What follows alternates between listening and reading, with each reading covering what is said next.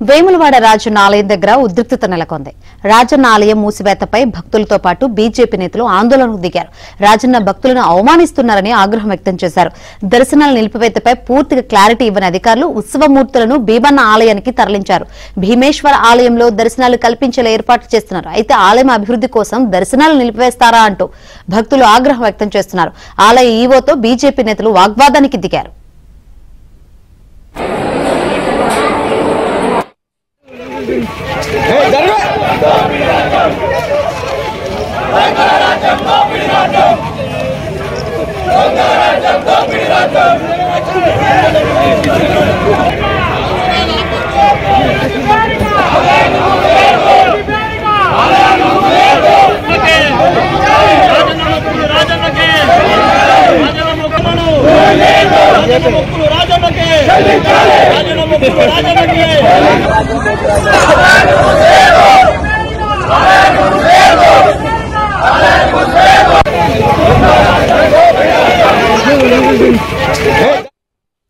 మరిన్ని వివరాలు అందించేందుకు మా ప్రతినిధి శ్రీనివాస్ సిద్ధంగా ఉన్నారు. శ్రీనివాస్.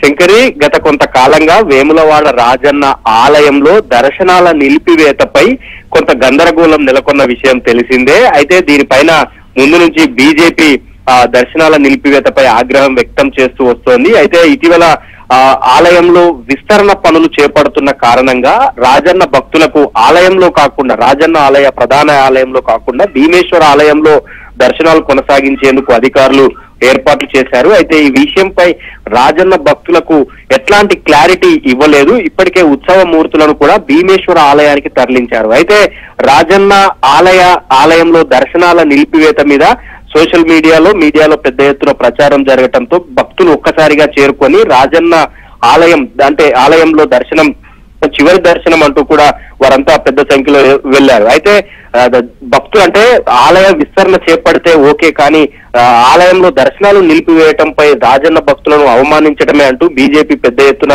రాజన్న ఆలయం ముందు ఆందోళనకు దిగింది. రాజన్న భక్తులతో కలిసి ప్రభుత్వ దిష్టిబొమ్మను కూడా దగ్ధం చేసింది. అయితే అక్కడికి ఈవో చేరుకొని వారికి స్పష్టత ఇచ్చారు.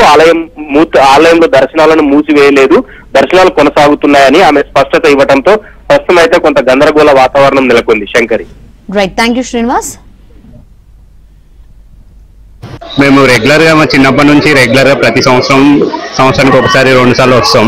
కానీ ఇప్పుడు టెంపుల్ క్లోజ్ అవుతుంది, భీమేశ్వర ఆలయానికి షిఫ్ట్ అవుతుంది అనే సోషల్ మీడియా కంటిన్యూ న్యూస్ వల్ల రష్ ఎక్కువ ఉంది. దర్శనానికి ఒక 2 గంటలు 3 గంటలు